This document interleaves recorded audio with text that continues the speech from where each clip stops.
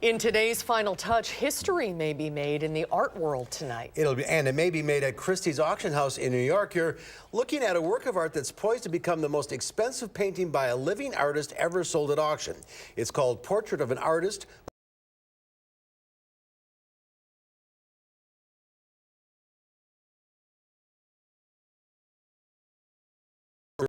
Balloon Dog by Jeff Koons, that sold for $58.4 million in 2013. You know, I have a David Hockney, and I looked on the back as a David Hackney. Whoops. $5. Mystery at 5 starts right now. Right now at 5, a few Baraboo businesses are struggling after the controversial photo of some high school posted on social media. Governor Walker is speaking to the media for the first time since Election Day. We'll hear what he has to say. And what steps Rock County is taking in order to make their courthouse safer.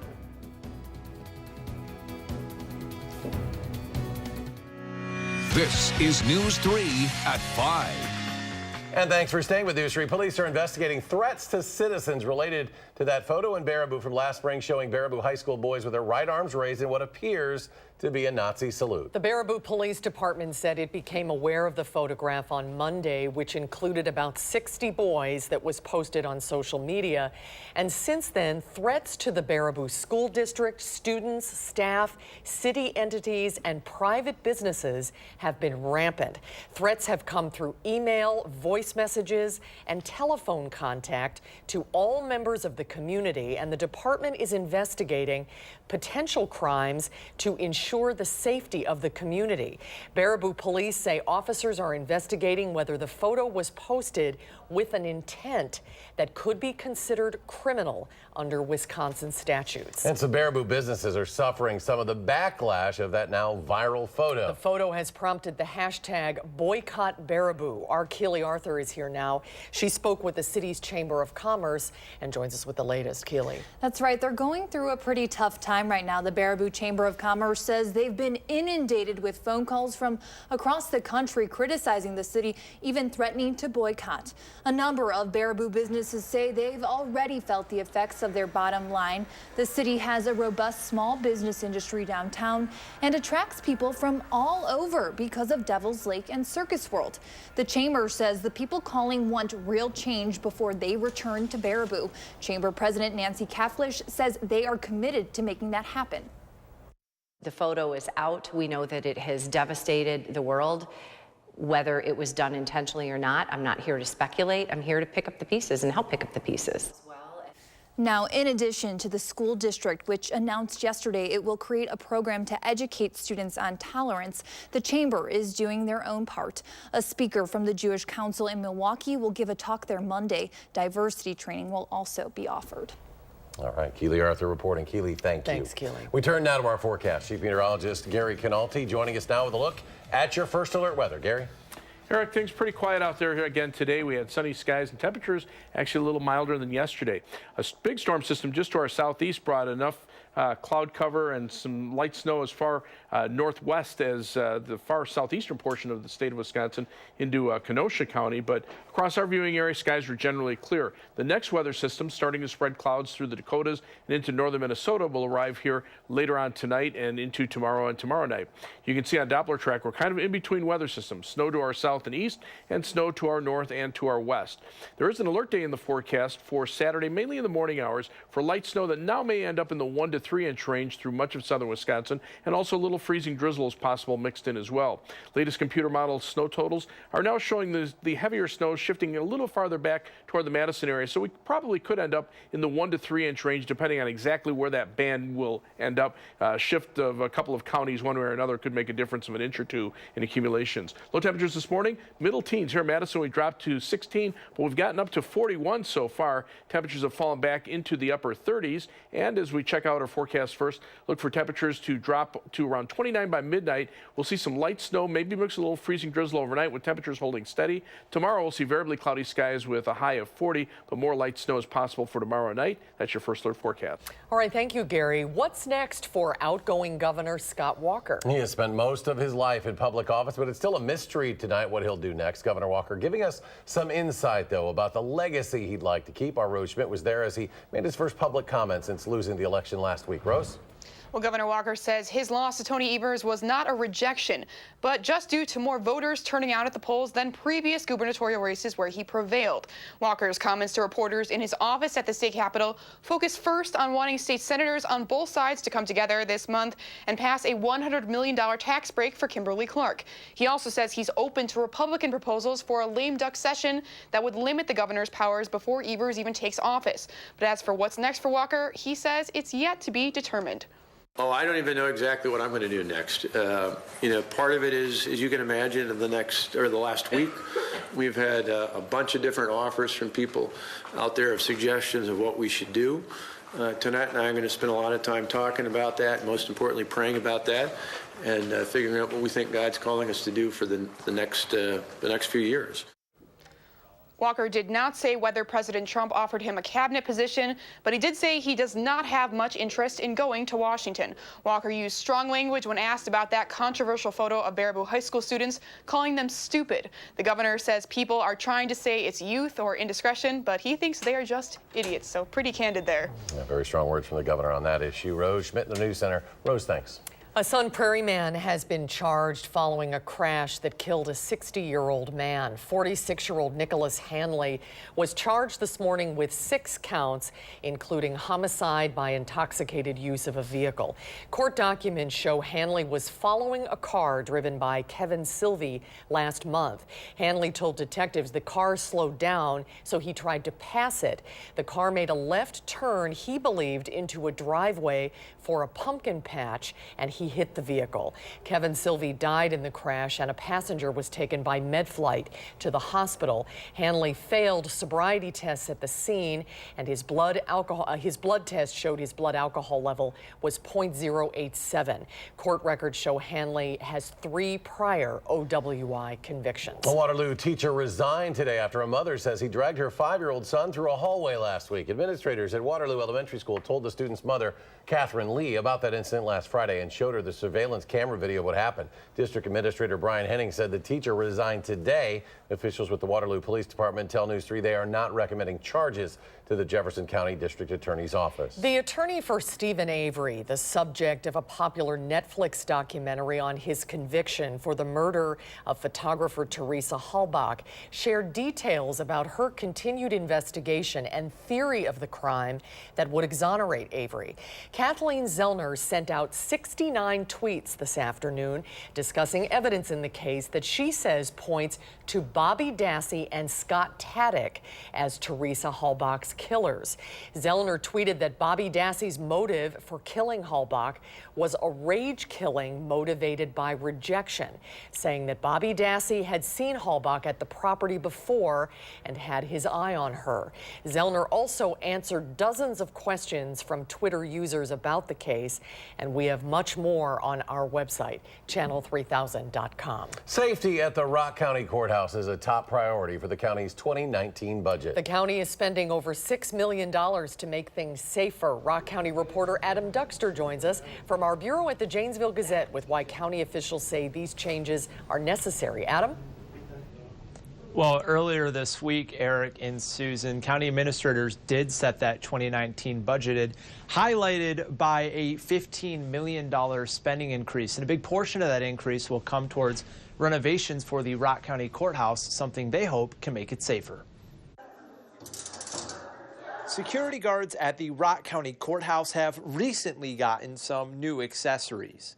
New cameras, new door controls, a new master control area down for the sheriff's office in the courthouse. But we'll see even more changes over the next calendar year, part of a $6 million security initiative. County Administrator Josh Smith says it was one of the county's top priorities. There's been concerns nationally now for several years about incidents that have occurred at courthouses, public facilities in general. Part of the $6 million plan will be moving security from the second floor to the main entrance, while eliminating other entrances from the public. And so this move will ensure that not just the courts, but all the court facilities and offices will have the same security level. The plan will also work to increase accessibility by adding additional elevators to the building. Smith says other counties are already following a similar path. These are changes that a lot of other counties have made already, and so in that way I feel like we're kind of catching up to the same level where others have been. And that the county is going to do its best to capitalize on the good economy and low unemployment rate by trying to make as much progress as possible. I think it's a great time for Rock County as far as investment, and we are looking forward to continuing that. Now, Smith says this project has already started and could be done completely as soon as fall of 2019. We'll continue to follow it. Adam Duxter in our Janesville Bureau. Adam, thanks. The Wisconsin sheriff leading the investigation into the disappearance of a 13-year-old girl and the fatal shootings of her parents is asking hunters for help. The state's 9-day gun deer hunt begins early Saturday, runs through November 25th. Sheriff Chris Fitzgerald in Barron County is asking deer hunters to report anything suspicious, such as clothing or weapons they may come across when heading out to the woods and fields. It's been a month now since Jamie Kloss disappeared from her home near Barron. Her parents were found fatally shot at the home. Authorities believe the girl was abducted. Nearly 4,000 car deer crashes will happen on Wisconsin roads this month alone. That is more than double what we see most other months of the year. Madison-based American Family Insurance says it handled around 9,000 deer vehicle claims last year. The average payment was over $3,000. That number has been growing, up 13% from 5 years ago. AAA attributes the price spike to the high repair cost of advanced systems like automatic emergency braking and blind spot monitoring. Local car repair shops have seen a spike in deer-damaged cars this month as well.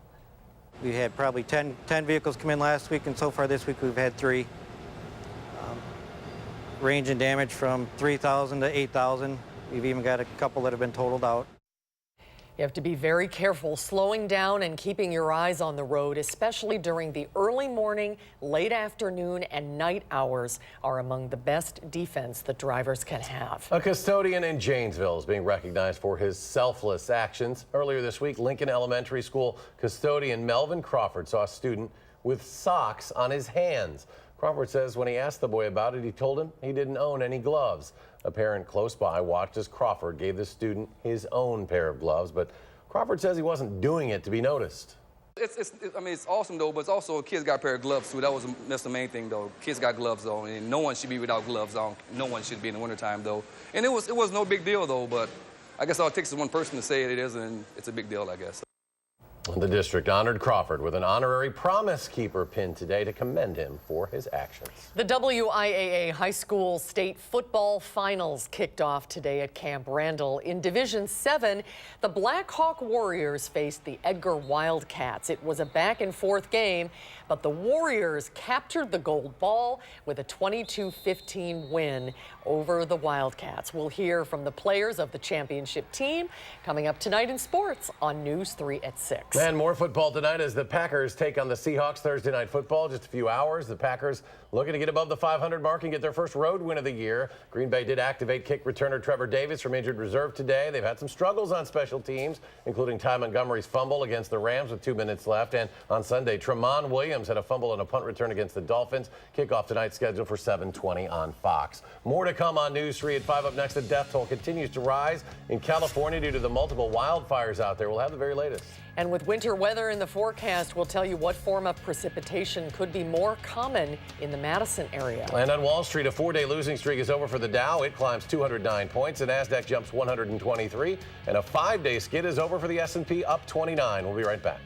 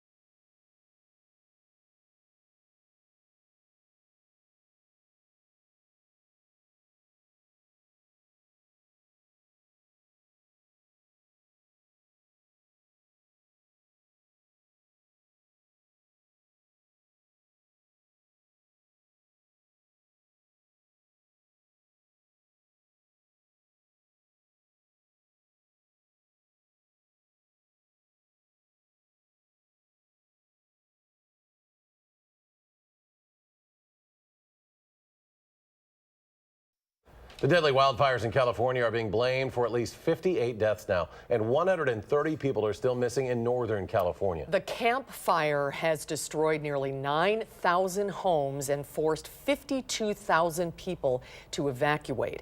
Officials say rebuilding efforts could take years. Governor Jerry Brown and Interior Secretary Ryan Zinke toured the burned areas of the Woolsey fire, assessing the damage. Seasons have gotten longer. The temperatures are hotter. We're in the midst of a historic drought. The solution is working together. The Woolsey fire destroyed more than 500 buildings, and it is now about 57% contained. Across southern Wisconsin, some winter weather is possible over the next few days. Freezing rain may mix in with snowflakes at times. Could freezing rain become a more common sight for us in southern Wisconsin because of climate change? Meteorologist Dave Caulfield has been looking into that. Good question. Hi, Dave. Hey, how's it going, Eric and Susan? Well, the date in Madison where we are more likely to see snow versus rain is November 18th, so the snow on the way this weekend is pretty well timed. However, the freezing drizzle threat is anything but normal. Now, the ingredients for freezing rain are pretty sensitive to the individual storm systems, like the storm affecting many spots east of us, so it's a little bit tough to talk about. However, UW meteorology professor John Martin says that as the planet warms, we'll find ourselves on the fence temperature-wise between cold enough to snow, but not really cold enough to get a deep snow. A perfect recipe for mixed precipitation, which Wisconsin isn't used to fighting. I don't think nature dishes out a more menacing, sensible weather element than freezing rain, because it can sneak up on you. You can have a long period of a street or a sidewalk that doesn't somehow succumb to an accumulation of freezing ice, and then suddenly you hit a spot that does, and you can't see it coming. Martin says car accidents and power outages will go up dramatically if Wisconsin ends up experiencing more freezing rain in the future. Typically, freezing rain is more common south of us across portions of southern Illinois and Indiana, but Martin says that threat could move farther north over the next few decades. Luckily, the impacts from this round of potential freezing drizzle look to be relatively minor, with just some slick spots possible, but Professor Martin did say this is the first time that he can remember talking about potential freezing rain in Wisconsin in November. Wow, freezing rain is the worst. Snow really is treacherous to drive in, but the freezing rain. And it weighs down on power lines, like you mentioned. It can cause a lot of power outages. You want snow 1,000 times before you want that freezing rain. That's quite a mess. Very interesting, though, Dave. Thank you. Thanks, Dave. Let's go to weather and take a look at that forecast. Chief Meteorologist Gary Canalti joining us on the backyard patio. Gary? You know, the big question as far as freezing rain and freezing drizzle is having temperatures below freezing near the ground, but at or above freezing above the ground. And so we're going to be pretty close to that level on a couple of weather systems, one later tonight and another one for tomorrow night. We do have an alert day in the forecast for tomorrow night into Saturday morning for light snow. The computer models now have kind of gone back and forth as far as where the axis of the heaviest snow will be, but it's going to be somewhere in the 1 to 3 inch range, a minor snow, so not a major thing, but there could be some freezing drizzle mixed in as well, with temperatures right around freezing, especially farther south of Madison. I'll show you that on Future Track in just a little bit. Snow potential from the computer models right now, you can see just a little bit tonight, but then during the day tomorrow, you can see how the snow kind of adds up, perhaps getting up to an inch or two in the Madison area. Looks like the European computer model just starting to update, but it was showing about a 1 to 2 inch snowfall through southern Wisconsin. The GFS computer model has come up a little bit in its snow total. Yesterday it was a little less than an inch. Now it's a little closer to 2 inches, and the amounts closer to the Illinois state line have gone down in some spots. The North American mesoscale model has shifted that band of heavier snow a little farther to the north, maybe as much as 4 or 5 inches toward north and west, but still somewhere in the 1 to 3 inch range through southern Wisconsin. So we have pretty good confidence that we're going to end up with a low-end snowfall, but again, mixing in some freezing drizzle could cause some slicker road surfaces. Doppler track right now shows we're in between two weather systems, a big storm to our south and east that brought snow as far north as Kenosha County, and then to the north and west, you can see the next weather system will be in here later on tonight. Live view from the Edgewater Skycam in downtown Madison, still relatively clear out there tonight. As we look at the almanac, the high today 41 after starting out at 16, so the dry air warmed up pretty pretty quickly, but right now we're at 37. Winds are out of the south at 10 miles per hour. The wind chill is at 30 degrees. As we look at the high temperature trend over the next week, you can see those temperatures around 40 for tomorrow, then dropping back to around 30 by Sunday. But toward the end of that 7-day period, notice we're up around 44 by Thanksgiving Day, so actually slightly above normal temperatures by that point. Current readings are in the 30s across Wisconsin. Out to our west, there's a little slug of warmer conditions, temperatures in the 40s to around 50 over southwestern Minnesota, but it's not going to really get here because it'll be cut off by a cold front. You can see that big storm to our east and southeast with winter storm conditions up toward New England. To our north and west, the next weather system coming in with some light snow, maybe a little freezing drizzle as that cold front swings through later on tonight. And you can see those advisories to our south and east and also to the north and west for some minor snow accumulations as well. Forecast for the overnight hours, a low of 29. It'll probably be around midnight, then temperatures holding steady. Light snow and freezing drizzle likely after midnight. Tomorrow, variable cloudiness and breezy. Should be dry during the day with a high temperature of 40. On future track, you can see the clouds coming in later on tonight. A period of light snow and freezing drizzle moving on out pretty quickly by tomorrow morning. Then tomorrow, quiet during the day. The next weather system, a more widespread area of snow. But notice that rain snow line very close to the southern portion of our viewing area. That's where the freezing drizzle might be more likely. And by Saturday, we could see some breaks in the clouds in the afternoon. Snowfall amounts probably somewhere in the 1 to 3 inch range. That exact area may waffle back and forth yet before the weather system finally gets to us. 7 to 10 day forecast, though, calls for temperatures to be cold in the wake of the snow. Highs only around 30 on Sunday and low 30s on Monday. By Thanksgiving Day, we're back up to 44. However, some light rain on Black Friday may mix with snow before ending Friday night, and then relatively cold conditions for the following weekend. As we look at first alert traffic, not a good night on the Beltline. That's the live view from the DOT camera at Park Street and the Beltline. Very slow traffic in the westbound direction. Eastbound slow, but moving a little steadier. Seeing delays eastbound starting around Monona Drive and going back to west of Verona Road. Westbound, the delays start near Seminole Highway and go all the way back to almost Stoughton Road. Right now, about a half-hour trip in the eastbound direction, but look at the westbound. Almost 50 minutes from the interstate to University Avenue in the westbound direction. Heading out of Madison, about a half hour down to Janesville on I-3990, 19 minutes out to Sauk City on US 12, and 18 minutes to Sun Prairie on East Washington Avenue and US 151. That's your first alert traffic. All right, thanks, Gary. Still ahead of 5 new restrictions on tobacco products. How the FDA is taking aim on underage smoking and vaping after a short break.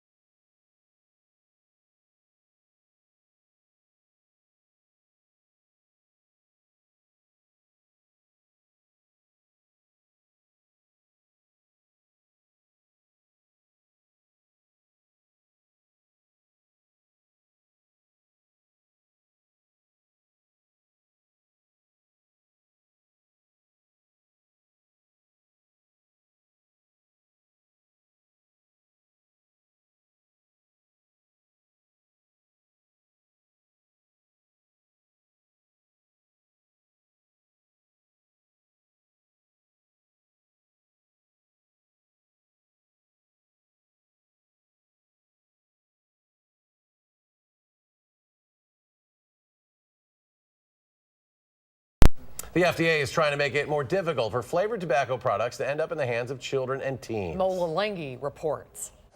Under the new sweeping FDA restrictions, vape shops will be one of the only places allowed to sell fruit-flavored e-cigarettes. The flavors are popular with minors, and specialty stores like this one in Arlington, Virginia, are required to verify age. We only sell to people over 18 or over 21, depending on the jurisdiction. So for us, we keep it out of the hands of the kids. The goal is to keep kids from smoking and vaping at an early age because nicotine can hurt the developing brain. The bottom line is that we know that these flavors make it much easier for kids to initiate on tobacco products. Currently, the FDA bans the sale of tobacco products, including e-cigarettes, to anyone under 18. But new data released Thursday shows 21% of high school students are using e-cigarettes. The new policy will be phased in over the next few months, but people we spoke to here say more needs to be done with restricting access online.